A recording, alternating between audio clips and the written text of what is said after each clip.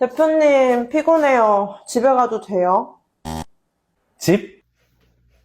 যারা রোস্টারে আছেন, কোরিয়াতে আসবেন, অপেক্ষা করতেছেন, অথবা কোরিয়াতে আসছেন, অলরেডি কাজে জয়েন করছেন, তাদের জন্য ভিডিওটা খুবই উপকারী হবে।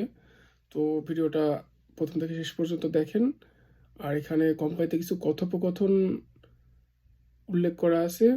তো কথোপকথনগুলো দেখে এগুলো আপনার কোম্পানিতে কাজের ক্ষেত্রে আশা করি খুব সহায়তা করবে। যেহেতু প্রথম আসলে কোম্পানির মালিকের কথাবার্তাগুলো এত দ্রুত হয়, বা কোম্পানির কর্মস্থলের কথাবার্তাগুলো ওরা এত দ্রুত বলে যে তোদের নিজেদের ভাষা, তো এগুলো ধরতে একটু কষ্ট হয়ে যায়। তো এই কথোপকথনগুলো যদি আপনি স্লোভাবে একবার করে দেখতে পারেন, এই ভিডিওটা একবার দেখেন, তো আমি আশা করছি যে ভাষাগুলো তখন আপনার ধরতে সুবিধা হবে। এখানে প্রত্যেকটা ওয়ার্ড বাই ওয়ার্ড আলাদা আলাদা করে আস্তে করে আলাদা আলাদা করে বুঝিয়ে দেওয়া হয়েছে।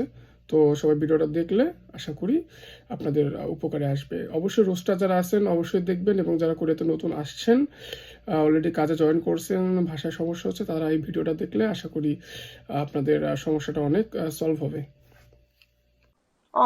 대표님, 피곤해요. 집에 가도 돼요? 집?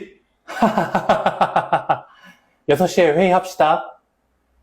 তো প্রথম ডায়লগটায় কর্মচারী এসে বলছে যে থিফিওনিম ফিগন হেও। ফিগন হেও মানে হচ্ছে ক্লান্ত। বলছে যে আমি ক্লান্ত, জিবে খাদ্য থয়ো। তাহলে এখন কি জিবে গেলে, জিব মানে বাসা, খাদ্য মানে হচ্ছে চাওয়া, তো জিবে গেলে কি হবে? তখন টেফিনিয়াম বলতেছে জিবে, হা হা হা, মানে জিবে গেলে কি হবে, মানে জিবে এখন কেন যাবে আর কি, সে তাই বলতেছে। তো বলছে ইয়স ছিয়ে হয়ে হাফসিদা। ঠিক আছে, তাহলে আমরা 6টার সময় মিটিং করব।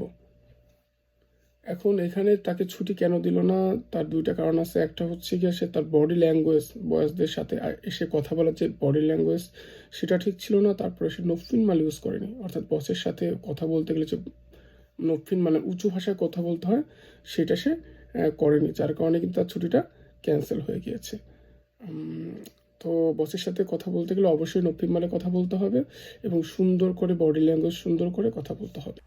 대표님, 제가 저번 주에 업무량이 많아서 좀 쉬고 싶은데 오늘 반차 좀 써도 될까요? 네, 그럼요. 오늘 가서 푹 쉬고 내일 봅시다. এবং দ্বিতীয় কথোপকথনে 아렉티 কর্মচারী এসে বলেছে 제가 저번 주에 업무량이 많아서 좀 쉬고 싶은데 오늘 반차 좀 써도 될까요? তাহলে বলছে 제가 저번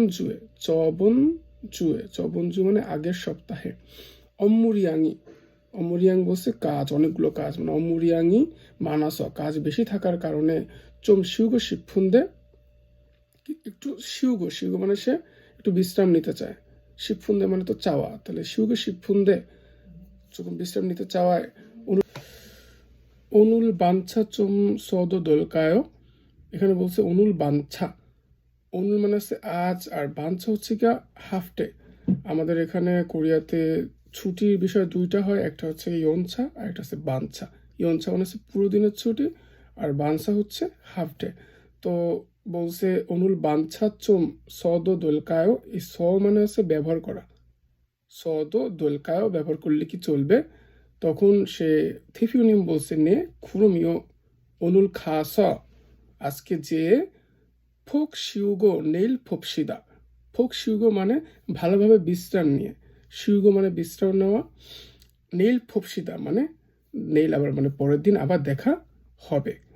ঠিক আছে, এবার বলছে এর কথাবার্তাগুলো সব উঁচু মাল ছিল, নফিম মাল ছিল, যার কারণে এর ছুটিটা কিন্তু থিফিউনিম মেনে নিছে যে ঠিক আছে, ওর কথাবার্তা বলা সুন্দর ছিল, ওর বডি ল্যাঙ্গুয়েজ সুন্দর ছিল, যার কারণে থিফিউনিম তার ছুটিটা মেনে নিয়েছে। কিন্তু এর মধ্যে একটা কথা ডিফারেন্স আছে দুইজনের ভিতরে, সেটা হচ্ছে সে আগের জন ইলচিক মানে সে তখনই যেতে চাইছে, আর এ বলছে বানসার কথা, মানে বানসা মানে হচ্ছে সে হাফ হলিডে নিতে চাইছে, যার কারণে এইটুকু খালি ডিফারেন্স ছিল দুজনের কথার ভিতরে। আর সে ছুটি পাওয়ার কারণ তার বডি ল্যাঙ্গুয়েজ ভালো ছিল, এবং কথাবার্তা বলার বসের সাথে যেভাবে কথা বলতে হয় সেটা ঠিক ছিল, যার কারণে সে ছুটিটা পেয়েছে। তো আপনারা যারা কোরিয়াতে নতুন আসবেন এবং কোম্পানিতে অবশ্যই যারা সিনিয়র আছে তাদের সাথে সুন্দর করে ভালো ভাষা করবেন। আর আরেকটা ব্যাপার আছে, বডি ল্যাঙ্গুয়েজ অবশ্যই ঠিক রাখবেন। এটা কিন্তু কোরিয়ানরা খুব ফলো করে।